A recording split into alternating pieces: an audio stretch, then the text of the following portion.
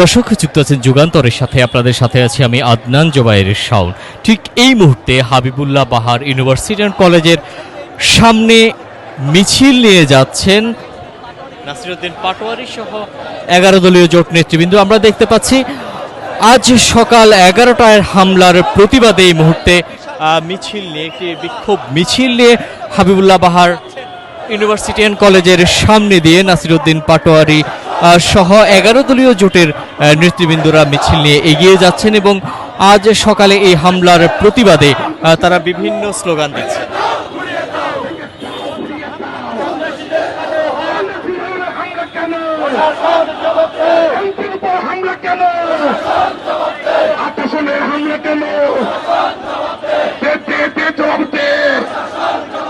সন্ত্রাসীদের কালো হাত ভেঙে দাও, ঘুরিয়ে দাও, ওই যেই হাত দিন মারে